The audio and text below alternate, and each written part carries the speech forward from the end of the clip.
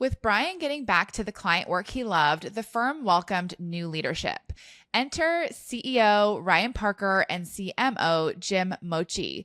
And here's a fun coincidence. Ryan and Brian share the same last name and a first name that rhymes, though they're quick to tell you there's absolutely no relation. They're just two guys with similar names and a shared vision for EP Wealth. I was curious what attracted these leaders to the firm and whether their first impressions held up.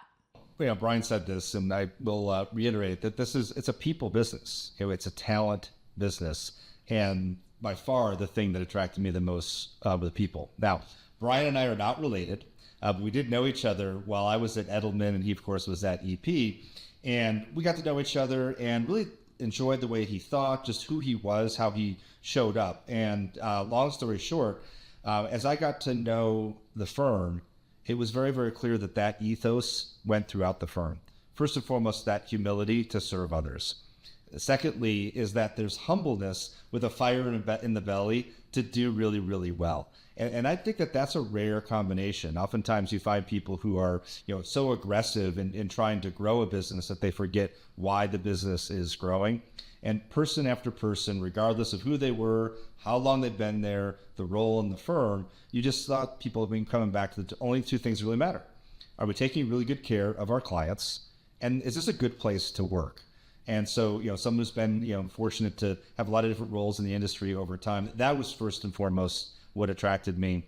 And I can say now, 4 years later, that we probably have added 300 people, 400 people since I joined. And that continues to be what I experience as I go across the country and get a chance to interact with these amazing individuals who are very diverse in their background, diverse in their experience. But what brings us together is a true passion to help others and then contribute to something we can look back later on and say, hey, I was a part of that. It still felt like something that I could contribute, even though it was much larger than what I initially signed up for. I think that's a rare balance in life, much less in business. Yeah, absolutely. There's a lot that I want to come back to on. I mean, I think a successful founder transition to more of a professionally managed firm is something that there's a lot to speak about. So I'll be curious to dive back into that. But Jim, I want to make sure that I hear from you. Same question as I asked Ryan, sort of perception, what drew you to the firm, and how is that perception aligned with your reality? Yeah, my story and reasons for joining EP are really similar to what Ryan just said.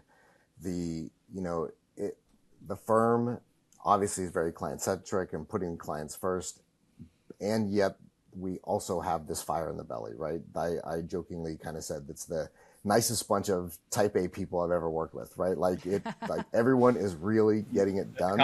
But there is a compliment. That's 100% a compliment because, you want to be on a great team of people who are going to do the right thing and make super smart decisions, but you can do that in a nice way.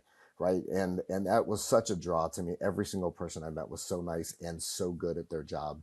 And it was a joy to interview with everybody. And then, of course, as a marketer, you want to work at a place that values marketing as part of their story and part of their growth, right? You don't want to be at a place that sees marketing as a cost center or a necessary evil. You want to be somewhere that really sees marketing as a recipe or part of the recipe for growth. And that was definitely here at EP. And my experience has been that and more. I always say this is my favorite job and favorite place I've worked. It is certainly delivered on my expectations.